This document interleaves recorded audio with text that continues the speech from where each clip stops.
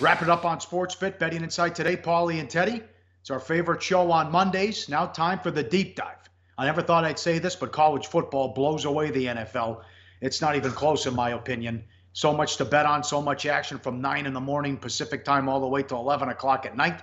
We will start with college hoops, though, with a horrific beat to start it out. How about Nebraska, Omaha, catching 8.5 and a total of 167.5 against Montana State. Teddy, 68-68, end of regulation. They score 33 points in overtime, and you guessed it, Montana State wins by 9, and they get the money. Brutal. Yeah, and that's hook and hook, mind you. Or no, sorry, it's a 1.5 on the total. At 167, you got to under 167 in your pocket, and even at 68 at the end of regulation, you're feeling pretty good. Dog plus 8.5, under 167.5. To get hooked on the dog and to lose the total by a 1.5, it's overtime. Welcome to college hoops. The bad beats can and will happen. That, a brutal one. Of course, not one that many recreational players got involved with, but I know the wise guys did. The wise guys get involved with all of this stuff. All right, here's 4 from football. I was involved in 2 of them. TCU, Oklahoma, the total bet up from 61 to 64.5. It's 38-14 at the half with those 2 teams. And Oklahoma's scary offense. They get shut out in the second half. There's only 6 points scored in the second half. Somehow it stays under, even if you got the good number, 38-20 final. Yeah, I mean, what do you say with a game like that? The flow did not play out well for overbettors in that contest. You say 52 at half, you're great, but 52 at half, Oklahoma's got the 24-point lead. They kind of sat on the football. TCU's defense stepped up. Tough beat for overbettors, no question. All right. I got lucky in the Oklahoma game. I was unlucky in this one. Florida State plus 16.5. I took this, I took 10.5 in-play wagering. It's a 3-point game with like 7 minutes left. And for whatever reason, Clemson's going fast with 5 minutes, going at kind of a hurry up and snapping a ball with 20 seconds left on the game clock. And then no one takes a knee anymore. More on that coming up. But they run the ball 12 yards. They're up 10 now with like a minute left. They run the ball 12 yards. They run the ball 6 yards. And instead of taking a knee, what should have been the final play of the game, they get in for another touchdown run, another 10-yard play. Somehow a 3-point game becomes a 31-14 Clemson win and cover. Just brutal. And you're watching it live. You're going, why isn't Dabo taking a knee? Why isn't Dabo taking a knee? In the last one, when Choice runs in from 10 yards out and he's dragging tacklers across the goal line, I mean, that's tough. At plus 16.5 to lose that game by 17, brutal. But no worse than the Colorado State. Colorado State leads 35. They're plus 6.5 against Boise. They lead the game 35-10. Your 6.5-point dog is up by 25. With 2 minutes left, they're up 52-38.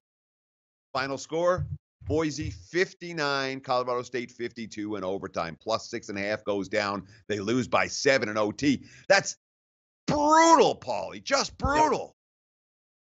Yep. The first thing, the only way you can cover there is if Boise starts with the ball.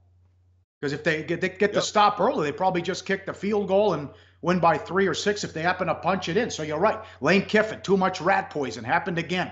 Louisiana Tech, Florida Atlantic under 68-69. Depends where you shop. It's 42-23 with 30 seconds left. He doesn't take a knee. For whatever reason, they punch it in with 30 seconds left and score and put it over the total. 48-23 Florida Atlantic. Yeah. I mean, they're covering and the game's going under. And Kiffin not taking knees. Now they're covering and the game goes over. 2 weeks in a row, late game shenanigans from Lane Kiffin have an impact, a big impact here in Las Vegas. That's something to be aware of moving forward. When a head coach starts doing silly stuff like that, you need to be aware of it. Hopefully it didn't bite you on Saturday. They play Florida International and Butch Davis Saturday, and it's all you can drink for $20 at a football game with college kids. Unbelievable. All right, bad bets, a lot of them. What are they doing betting Florida? They thought getting McElwain out there would happen. Plus 9 down to 4.5. Florida lost by 8 to South Carolina. Penn State 28.5 up to 31, and the over from 53 to 56.5. They won 35-6. Duke Army total 47.5 to 51.5. Well under again. Army can play defense, undefeated at home for the first time since the mid-90s. They're 8-2. And Notre Dame Miami total 56.5 to 60 fell 49 total domination by Miami, almost pitched a shutout. Yeah, I mean, let's talk about Randy Shannon, who, after 2 games at Florida as the head coach, is now officially on his way out. I was shocked at the steam coming in on South Carolina. I can understand a little bit. All right, maybe more than a touchdown, but to see that get bet down all the way to 4.5, no new life for Florida with Randy Shannon at the helm. And I mean, we used the Fighting Irish as our play of the day on Saturday. Got one right on Sunday with the Vikings, but boy, got this one dead wrong. The speed of the Miami defense completely derailed the power of that Notre Dame run game. And the turnover chain is such a huge deal right now, coming out of nowhere to be the hot story in college football here in November. Yep.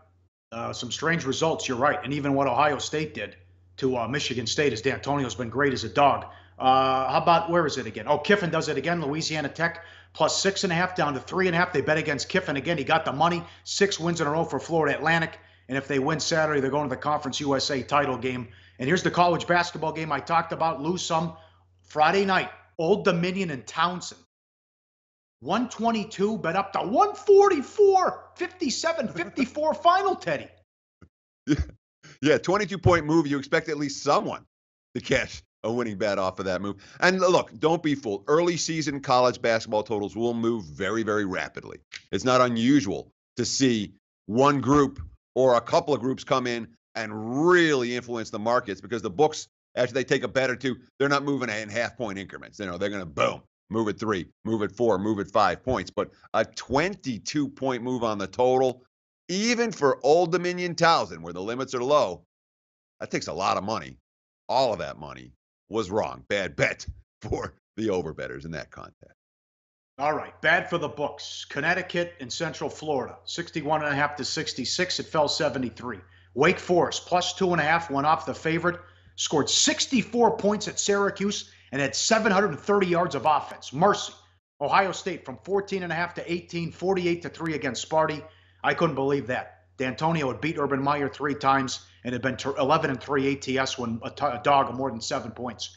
Middle Tennessee, 13 to 15.5, fell 14. Whoops, against Charlotte. That's not good. And Texas Tech, 7.5 to 10 against Baylor, and the total 72.5 down to 68. They actually played a low-scoring game for their standards. 38-24 Tech wins.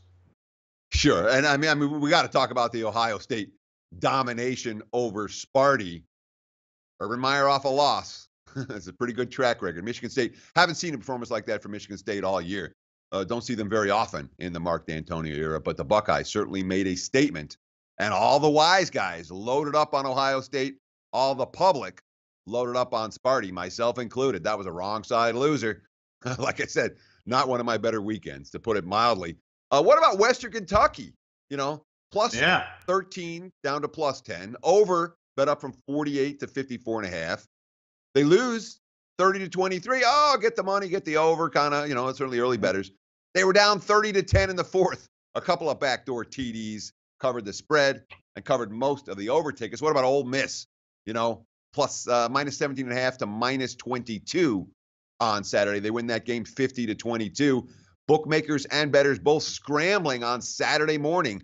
Louisiana Lafayette suspended 4 starters early before kickoff. Some of the money came from bettors. Some of the money came from books trying to adjust. The bottom line was Ole Miss got it done, and BYU took a ton of money here in Las Vegas. They beat the Rebels 31 to 21. UNLV money has been spot on over and over again, whether it's been coming on the Rebels or against them. Something worth noting down the stretch of this campaign. And finally, 3 big middles, Oregon State, Arizona, which was big at night on ESPN2, I think it was. The game bounced between 22 and 20. Go figure, it lands 21. Tate is averaging 13 yards per carry if you take out the yards allowed on sacks. Amazing. SMU, now I was watching this live. This was bananas. SMU from 4.5 down to 1 as a dog. They're down 23 at halftime. They come all the way back to tie it. Navy, with 30 seconds left, the kid could have crawled into the end zone. He falls down at the 1, which, you think that's the right play? I don't know. In college football, with a guy who never made a kick before, Neil Matalolo says fall down. They kick the field goal on the final play of the game. Wouldn't you know it, they win by 3, 43-40, and a controversial finish.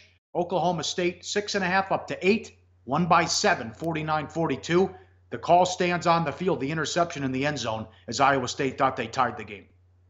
Oh, they sure did. And that one, again, bouncing between 6.5, 8, lands 7. Oregon State, Arizona, between 20 and 22, lands 21. SMU, between plus 4.5 and plus 1 against Navy, game lands 3.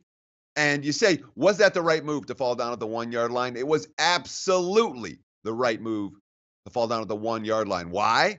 Because you're playing SMU and your defense can't cover any of their receivers, and you've blown a 23-point lead in the second half, and the last thing you want to do is see that Mustangs offense hit the field anymore. Fall down at the 1, kick your game-winning field goal as time expires. That's exactly what Navy did, which ended up being a bad result for the books. All right, great show tomorrow. Dave Mason, Bet Online. A guy hit a 2-team parlay that paid over $100,000. He'll tell that story tomorrow. And we have 2 games already in college basketball where it's number 1 against number 2 and number 4 against number 5, if you pay attention to the rankings. In Ohio and Akron, a big game in college football. That's coming up tomorrow. Hey, guys, for the full video, go to sbrpicks.com. Hey guys, thanks for tuning in to our channel. Now, we've put a lot of work into producing all these free videos, so please help us out and keep all our content free for you forever by simply liking, sharing, commenting, and subscribing.